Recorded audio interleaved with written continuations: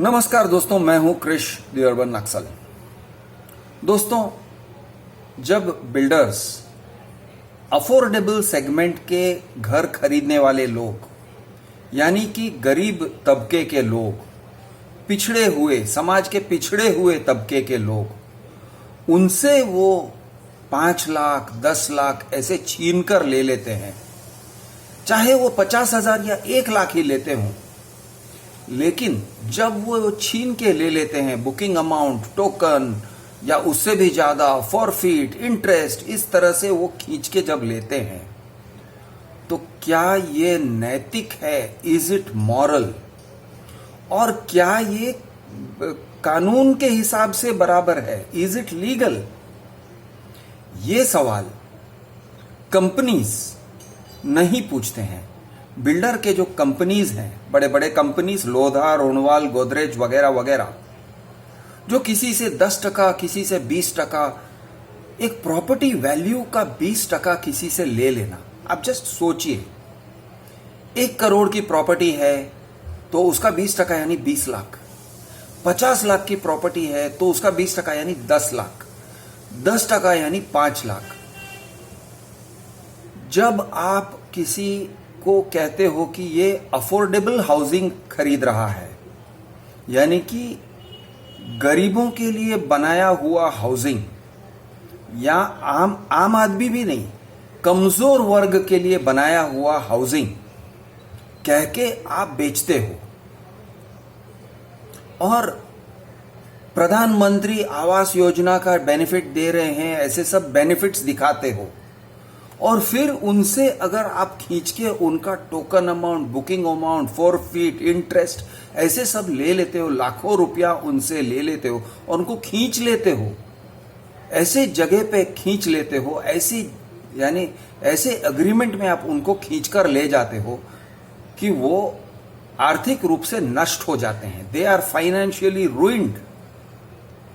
तो जब ऐसे काम करते हो, इज इट मॉरली जस्टिफाइबल? क्या ये आपके यानी नैतिकता के लिमिट के बाहर है या उसके अंदर है? एक बार आपको सोचना चाहिए। और आपको मतलब, अब मैं बात कर रहा हूं हर एक ऐसे इंसान को जो ऐसे काम में पार्टिसिपेट करता है। बिल्डर के सेल्स टीम, प्री सेल्स वाले जो लोग हैं, टेलीकॉलर्स वगैरह जो हैं, वो उनको खींचकर लेके आते हैं, उनको आकर्षित करके लेके आते हैं सेल्स ऑफिस में। उसके बाद सेल्स टीम ऐसे लोगों को घेर लेता है, घेर कर उन्हें किसी तरह से यानी प्रभावित करके, उनको किसी तरह से उनको वश में लेके, ऑलमोस्ट मैं कहूंगा कि जिसको वशीकरण कहते थे, ब्लैक मैजिक, जादू टोना कहते थे, हिप्नोटिज्म कहते थे, ऑलमोस्ट हिप्नोटिज्म वाला काम होता है कि आप किसी के मन को ऐसे कंट्रोल में ले लेते हो, अपनी मुट्ठी में ले लेते हो, क्योंकि आपके पास ट्रेनिंग है, आपको ट्रेन किया जाता है इस काम में। और ऐसे करके आप किसी तरह से घेर के, जानवर को जैसे परभक्षी खाता है, जैसे शेर बकरी या गाय के बच्चे को पकड़कर घेर के कोने में ले जाके उसको मार के खाता है, उस तरह से आप जब एक कस्टमर को घेर लेते हो, उसको भागने के रास्ते नहीं देते हो, और उसको किसी तरह से डील में खींच लेते हो कि बेटा तू स्वाइप कर दे, बेटा तू स्वाइप कर दे, और वो स्वाइप कर देता है कि कोई 50,000 स्वाइप करता है, कोई 1 लाख स्वाइप करता है, और उसके बाद आप उसको ट्रैप कर देते हो कि अच्छा, अब तुमको इसमें से निकलने नहीं देंगे, अब तुम डील छोड़ रहे हो तो 50,000 तुम्हारा चला जाएगा, 1 लाख तुम्हारा चला जाएगा, 2 लाख चला जाएगा, वगैरह वगैरह, या 5 लाख चला जाएगा। इस तरह से जब आप बर्ताव करते हो, क्या ये नैतिक है? Is it legal? यानी इज इट मॉरल? और क्या ये कानूनी है? और क्या ये संवैधानिक है? और हर तरफ से जवाब आता है, बिल्कुल नहीं है। कानूनी तरीके से ये गलत है, हर किस्म से गलत है। रेरा ने बहुत क्लियर कट ऑर्डर्स दिए हैं, रेरा के एपेलेट अथॉरिटी ने भी ऑर्डर्स दिए हैं कि अगर आपका अग्रीमेंट नहीं होता है तो आप टोकन बुकिंग अमाउंट को जब्त नहीं कर सकते हो।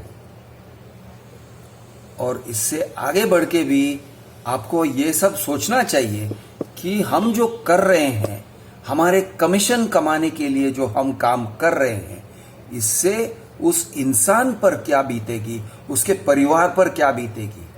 क्या हमारे इस तरह से टोकन बुकिंग अमाउंट और ये सब जब्त करके लेने से और हमारे कमीशन कमाने से क्या किसी का बच्चा स्कूल नहीं जाएगा या कॉलेज नहीं जाएगा, या क्या किसी के हॉस्पिटल के किसी के पिताजी को हॉस्पिटल के ये पे अमाउंट देने के अभाव से वो आदमी, बूढ़ा आदमी मर जाएगा। आपको ये सब सोचना चाहिए।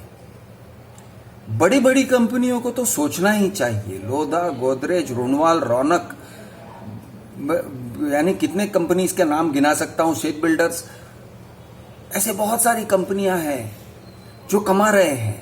रोज उनकी कमाई 50 लाख, 1 करोड़, ये टाइप की कमाई है उनकी।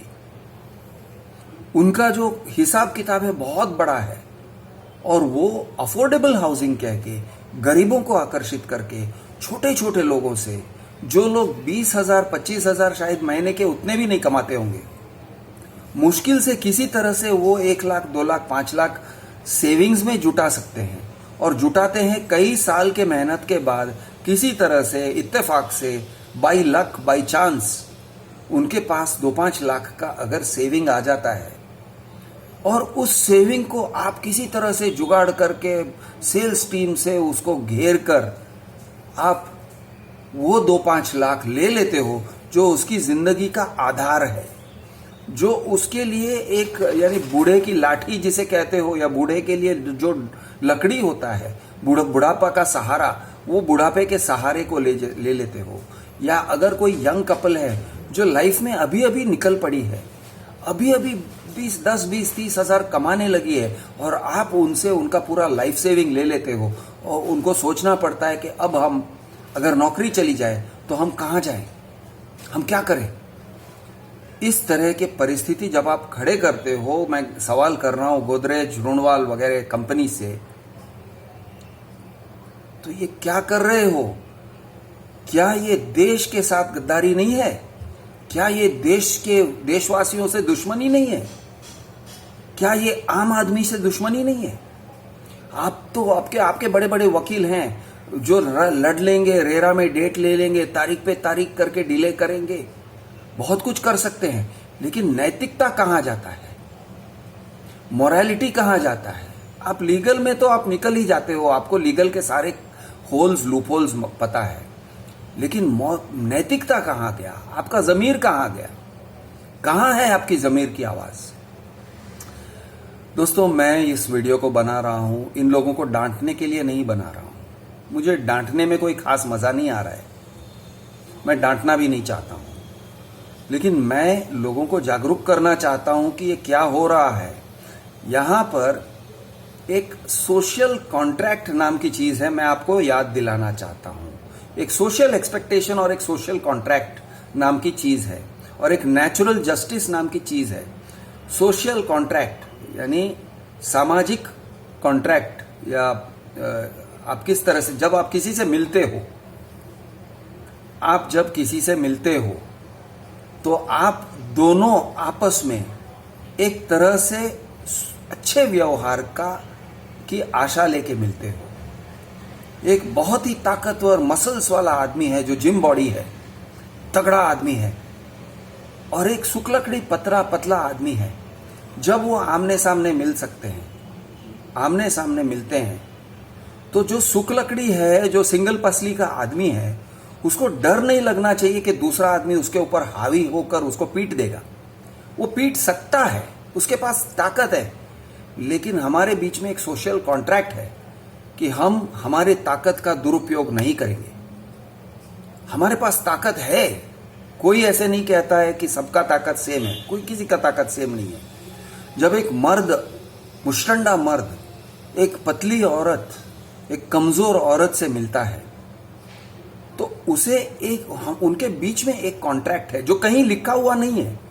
ये कोई लिखा हुआ कॉन्ट्रैक्ट नहीं है, लेकिन एक कॉन्ट्रैक्ट है। ये कॉन्ट्रैक्ट कहता है कि आप मेरा गलत फायदा नहीं उठाओगे। जो मजबूत है, जो मुस्टंडा है, वो उस कमजोर औरत पर हावी नहीं हो जाएगा, उसके ऊपर कंट्रोल नहीं ले लेगा, उसको किसी कोने में या किसी कमरे में बंद करके उसका रेप नहीं कर डालेगा। कायदे कानून एक बात है, लेकिन कॉन्ट्रैक्ट भी है हमारे बीच में। आप और हम एक दूसरे को कहते हैं कि हम भारतवासी हैं, असली भारतवासी हैं, हमारे अंदर पैट्रियोटिज्म भरा हुआ है, जो हम इंडिपेंडेंस डे और रिपब्लिक डे में खड़े रह के तिरंगे को सैल्यूट करते हैं। लता मंगेशकर के ये सारे जो सेंटिमेंटल गाने हैं, तभी हमारी आंखों में से पानी निकलते हैं। ए मेरे वतन के लोगों, जरा आंख में भर लो पानी, वगैरह वगैरह हम सुनते हैं। हमारे सैनिकों को याद करते हैं, हम कहते हैं काश कि मैं वहां पे बॉर्डर पे होता तो मैं भी बलिदान देता देश के लिए, वगैरह वगैरह। हम सब लोग ये करते हैं, लेकिन वो बलिदान की भावना कहाँ जाती है जब हम कमजोर तबके के लोगों के साथ न्याय नहीं कर सकते, पिछड़े तबके के लोगों के साथ न्याय नहीं कर सकते। हमसे कमजोर जो हैं, हमसे कम प्रिविलेज जो लोग हैं, उनके साथ हम न्याय नहीं कर सकते हैं। तो कहाँ गया ये राष्ट्रवाद, कहाँ गया ये पेट्रियोटिज्म, कहाँ गया ये भारत माता वगैरह वगैरह का जो ये पूरा जो वो सेंटिमेंट है, कहाँ गया वो सेंटिमेंट। ऐसे समय में हम एक दूसरे को काट कर कमीशन खाते हैं, हम एक दूसरे को बेचकर कमीशन खाते हैं। तो आप में और कोई किडनी काट के लेके जाता है, उसमें फर्क कहाँ है।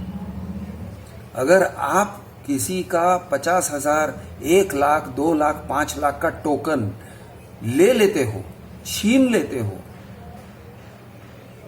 दूसरी तरफ एक और कोई और है, वो कहेगा भाई तुम्हारा छोटा सा ऑपरेशन है, आ जाओ, और वो ऑपरेशन नसबंदी करने के बहाने से लेके जाएगा और काट के किडनी निकाल के बेच देगा 2-5 लाख के लिए। उसमें और आप में क्या फर्क रहा? कोई फर्क नहीं है ना।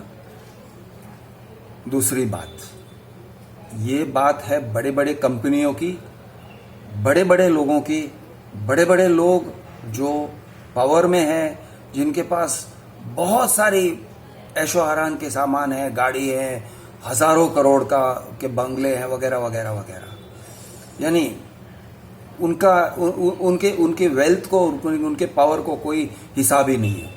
लोधा रोनवाल, आप क्या हिसाब करोगे उनके, कैसे हिसाब करोगे कि उनका पावर क्या है? नहीं कर सकते हैं। गोदरेज नहीं कर सकते उनका हिसाब। उनको एक आम आदमी के सामने खड़ा करोगे तो वो तराजू टूट जाता है। कोई ऐसा तराजू है ही नहीं जहां पे एक तरफ आप आदि गोदरेज या फिरोज गोदरेज को खड़ा कर सकते हो, या मंगल प्रभात लोधा और अभिषेक लोधा को खड़ा कर सकते हो, और दूसरे तरफ एक आम आदमी, एक 20,000, 25,000, 50,000 कमाने वाला मामूली आदमी, सेल्समैन, जो बहुत मेहनत करके दिन भर मोटरसाइकिल चलाकर या दिन भर ट्रैवल करके, कम्यूट करके, दिन भर तलिया रगड़ के किसी तरह से वो 20, 25, 50,000 कमा कर लेके आता है। उन दोनों को एक ही मापदंड में कैसे रखोगे? एक ही बैलेंस पे कैसे रख सकते हो? आप नहीं रख सकते हो। एक तरफ ये सारे लोग हैं, बड़े लोग, दूसरे तरफ मैं जो सवाल कर रहा हूं, ये छोटे लोग, आम आदमी से सवाल कर रहा हूं। कौन से आम लोग? वो आम लोग जो बिल्डर के ऑफिस में काम करते हैं, वो सेल्समैन जो बिल्डर के ऑफिस में काम करते हैं, सेल्स टीम, वो लोग भी ऐसे ही हैं। कहीं 25, कहीं 50,000, शायद उससे भी कम। इंसेंटिव्स मिलते हैं, पगार नहीं मिलते हैं। बहुत सारे डील करने के बाद शायद उनको पैसे मिलेंगे, शायद, अगर बिल्डर ने उन्हें निकाल नहीं दिया तो।